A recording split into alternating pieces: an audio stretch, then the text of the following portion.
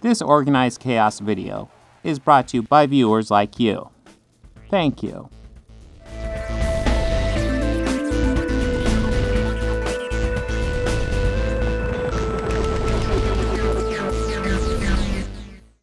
Or what? Andor? Okay, yeah, And the worst Star Wars series Boyko? ever. I hated this so much. This is like the worst ever. Like it dealt with like politics and like thinking about stuff, which I hate. I'm against thinking about stuff. It dealt with like, you know, people on the ground Corruption. fighting for their lives. I mean, who is this shit? And you know, there wasn't any space magic. This is like the worst Star Wars since The Last Jedi. Easy. Here's my thing. Like I love the acting. I love the setting.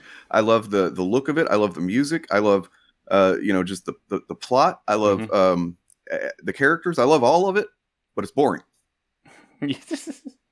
Sorry, that was actually a take I saw someone with. I think it was that I don't remember the channel name, but they're like go on for like 5 minutes about how they love every aspect of it, and then they're like, "But it's just boring." And I'm like, "What the fuck is wrong with you, man?" What does that mean? How can you love everything about it, but it's boring? That comes off to me like you need a negative take for anybody to even watch, kind of thing. You know what I mean? Yeah, and I'll just make it clear right now. I'm being sarcastic. This is the most I've liked Star Wars since The Last Jedi, actually. Same. This is I love this. I love that there's no Force. I love there's no Jedi. I love these are people on the ground fighting for their rights, for their lives. I'm actually enjoying all of the stuff that with the Senate and everything there. I'm loving all of that about this show. Like we're getting more of that. Politics Mon Mothma has to deal with. I'm loving the politics aspect of it actually. Oh man. Yeah, seeing her, like work from, being part of the system and undermining the Empire and stuff, especially where we know she ends up. It's cool to, see that play out and actually have some context for who the hell Mon Mothma is. No, I love other channels like talk about Mon Mothma like she was like some sort of big character in Star Wars canon, where like maybe in the books, but like in movies and stuff, not really. Not until this series, thankfully. Yeah. But she's a central character, but like I from what I remember prior to the prequels, it was like you latched on to any figure, even if they're only on screen for like a minute total. You just learned everything about that character that you could. At least my brothers and I. Yep. Yeah, that's Boba the Fett prime example of like he didn't even really play much of a role, especially compared to Mon Mothma. But dude was cool looking. So well, he did kind of go out like a chump, though. That's the one thing that everyone forgets. I always say Fets die like bitches. You know what I mean? Yep.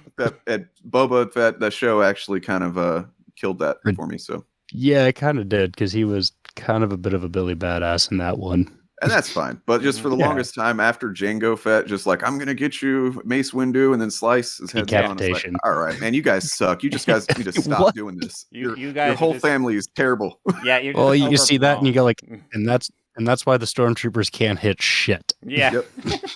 It makes sense. So much sense. Yeah, you can see that and the helmets is wobbly. That and the helmets, yeah, they're too big. You see, they don't have money to make new ones, so they pull them from the dead ones and just reissue them. Oh God. Now we're gonna make guns, but the sight's just gonna be a couple inches off. Is that a big deal? That should work fine.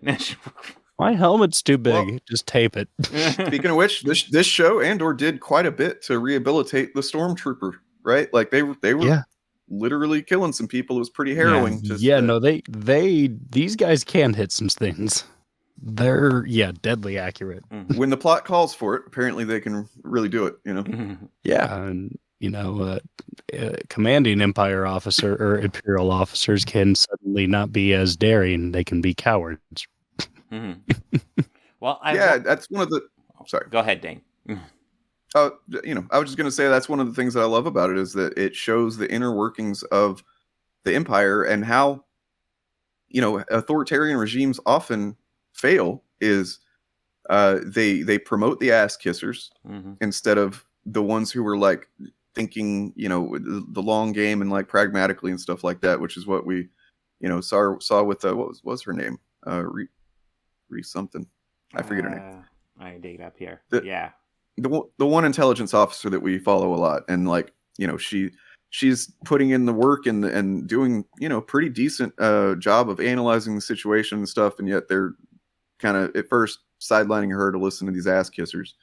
And you know, just that kind of thing, those types of details is what I really latched onto, because it felt like a show for Deidre.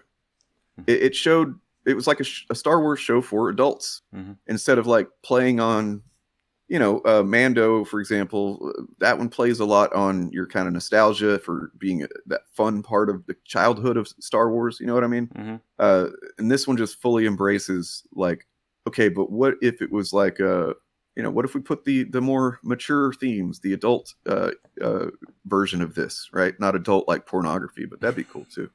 Oh, they got that too. Don't worry. It exists. It exists, already exists. I promise. But I mean, you know, just kind of grim, dire circumstances where it's like, no, this is a fucking fascist empire, and it would suck to live in it. You know? Yeah, I mean, with the characters in this show, I mean, it sets up a nice group of characters. And like at the end, I wasn't sure who was going to make it out for sure. And I was actually like, I wanted them to get out. I think one of the things this series did for me that I wasn't expecting, because when I heard about this series, I was like, oh, okay, they're doing a Cassian Andor series. Possibly the character I was least interested in Rogue One.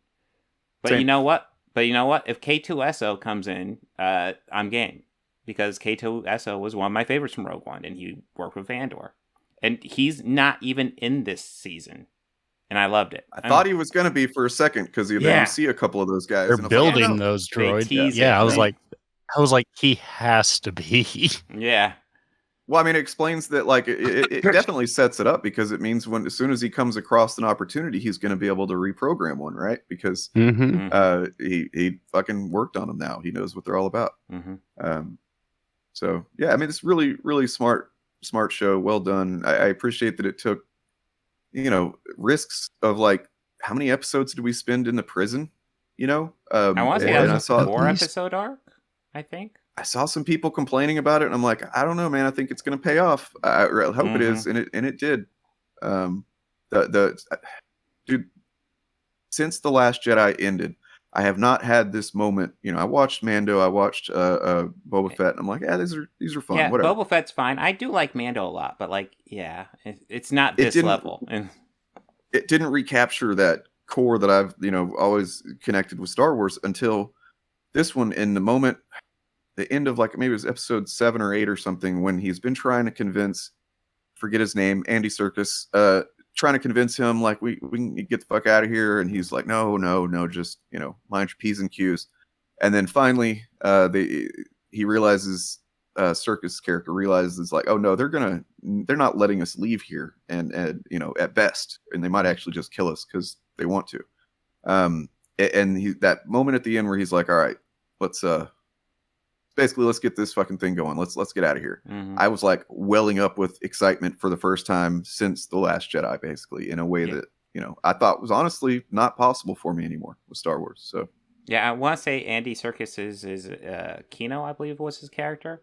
Sounds right. No, his name is Snope. Yeah, Snoke. Yeah. God, I love his character in this, because like when Andor comes in, he's just the guy who's keeping things running. He's like the guy who's going to keep as a well-ordered machine. Hey, do your time, and then we'll get out of here. We just got to do our time and get out of here. And he's treating it like they're treating him fairly, even though like Andor, the model prisoner.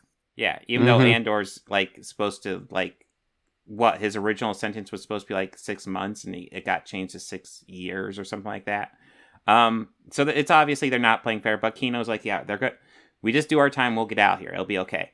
And then you just see the slow realization of, oh, they're just either going to add time or just kill us. And like, yeah, his arc is fantastic in this. And you get lots of character arcs throughout this. Like Andor's is like the most obvious, of course. He goes from pretty much just being a mercenary, just looking for his sister, to someone who honestly like wants to help out. We haven't even brought up Luthen, Stellan Skarsgård. Oh yeah. Who? Yeah, you see him. Yeah. You see him learn. You know, you learn why he becomes the guy that's willing to, spoiler alert, fucking sacrifice himself to even begin to have a hope to destroy the Death Star in Rogue One, right? Like you see this guy grow from like basically he doesn't care. This the Empire's going to do what they're going to do. I'm just trying to survive and find my sister, kind of thing. And then just bit by bit, it hits him like, oh shit, this is serious. And I actually, Did you guys see the mid-credit scene? No. Yeah, I didn't know it until I was told later.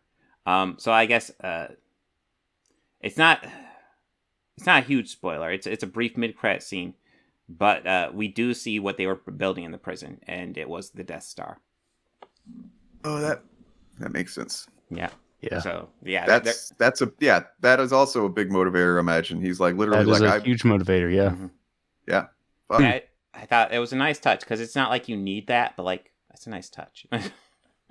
Because when they're in the prison, I was wondering like, what are those parts going to be for? What are they going to be for? Yeah, I thought they were droids. Yeah, I thought they were the droids. Mm-hmm. Well, it might be involved too, but yeah. Wow. Yeah, no, it's just, I know we've spoiled quite a bit if you haven't seen it, but I'd say it's not the same as the experience. As I always stress in everything, just listening to people talk about is not the same as the experience of watching it, and I highly recommend watch it for yourself and form your own opinion. This is absolutely fantastic. Not enough people are talking about it. It's, in my opinion, the best Star Wars has been since Last Jedi, and if you didn't like The Last Jedi, then it's probably the best Star Wars has been since, I don't know, Return of the Jedi, maybe? Yeah. Out of the two properties that Disney has bought and that, the fandoms of each were very worried, that being Star Wars and Marvel, I feel that this, and this is just my own opinion, and Falcon and Winter Soldier, when it comes to their miniseries releases, are like the top tier of both. Like, my opinion with that. Like Andor, it did something different. Mm-hmm. It went away from the norm, kind of like how Rogue One did. And it's standing on its own, and without needing, like you said, Bob, it didn't have any Force or any Jedi or Sith.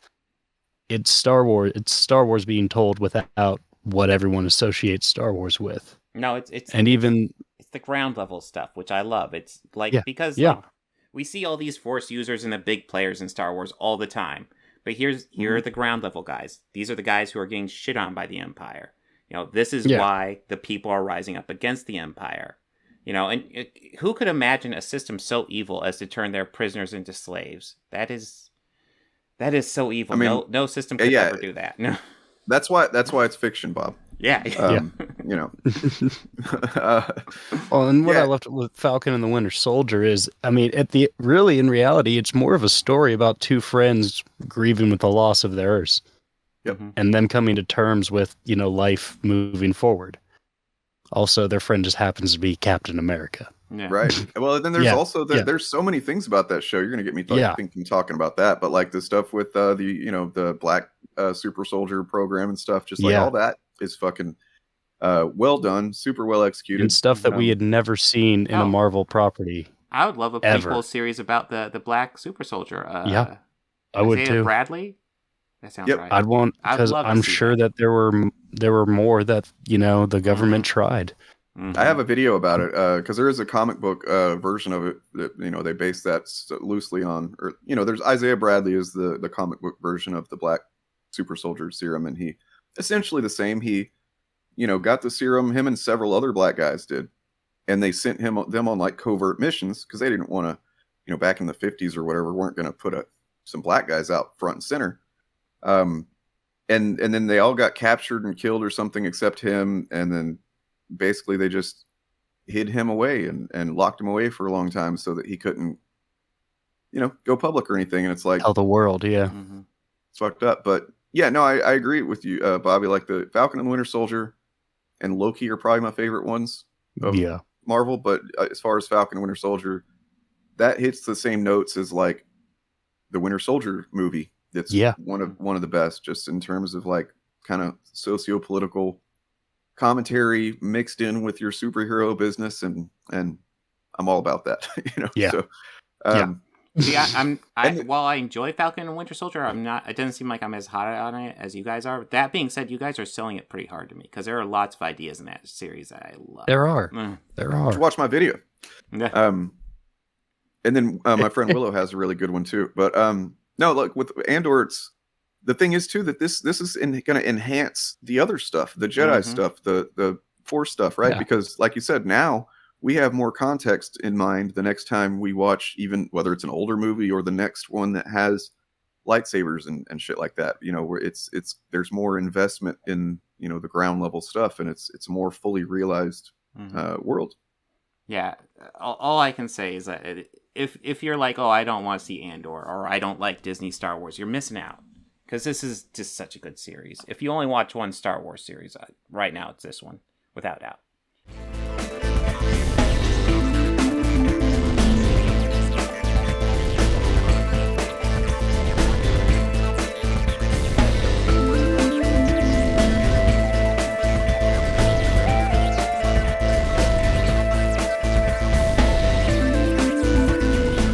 They think order and chaos are somehow opposites and try to control what won't be.